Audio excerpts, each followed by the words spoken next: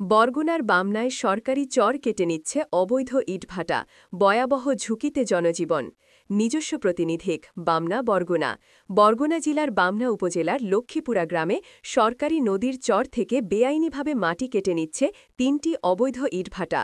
পরিবেশ সংরক্ষণ আইন ও ইট প্রস্তুত ও ভাটা স্থাপন নিয়ন্ত্রণ আইনকে বুড়ো আঙুল দেখিয়ে পরিচালিত হচ্ছে messrs Ira bricks, messrs pure bricks ও মেসার্স আর.কে.বি. ব্রেক্স।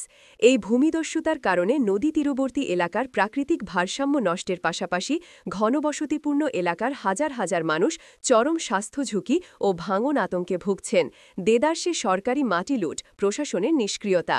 অনুসন্ধানে দেখা গেছে ভাটা মালিকরা শক্তিশালী বেকু ব্যবহার করে নদীচরের লক্ষ লক্ষ টাকার সরকারি মাটি কেটে বিশাল পল্টানে করে অন্যত্র সরিয়ে নিচ্ছে।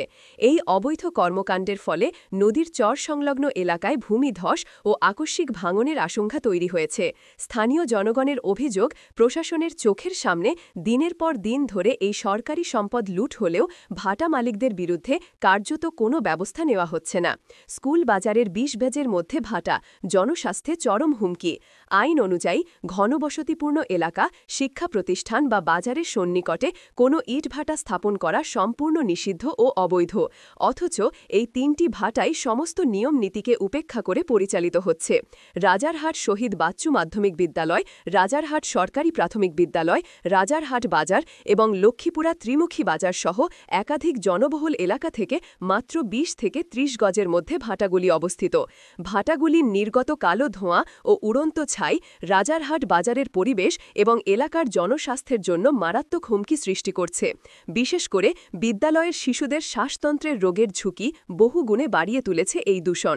স্থানীয় প্রশাসনও স্বীকার করেছে যে এই ভাটাগুলোর কোনো আইনগত বৈধতা নেই। নির্বিকার ভূমিকায় উদ্বেগ, উচ্চ মহলের হস্তক্ষেপ কামনা। এনকেটিভির পরিচালক প্রশাসন মোহাম্মদ নিজামুদ্দিন হারুন এ বিষয়ে গভীর উদ্বেগ প্রকাশ করে বলেন, আমরা এই অবৈধ কার্যকলাপ ও পরিবেশ দূষণের বিষয়টি বারবার প্রতিবেদনে তুলে ধরে প্রশাসনের নজরে এনেছি, কিন্তু দুর্ভাগ্যজনকভাবে এখন পর্যন্ত ভাটা মালিকদের বিরুদ্ধে কোনো আইনগত ব্যবস্থা নেওয়া হয়নি। প্রশাসনের এই নিষ্ক্রিয়তা অবৈধ কারবারিদের আরও বেপরোয়া করে তুলেছে। স্থানীয় জনসাধারণ অবিলম্বে এই অবৈধ ইটভাটাগুলির কার্যক্রম স্থায়ীভাবে বন্ধ করে পরিবেশ ও জনস্বাস্থ্য রক্ষায় কঠোর পদক্ষেপ নেওয়ার জন্য সরকারের উচ্চ মহলের হস্তক্ষেপ কামনা করেছেন।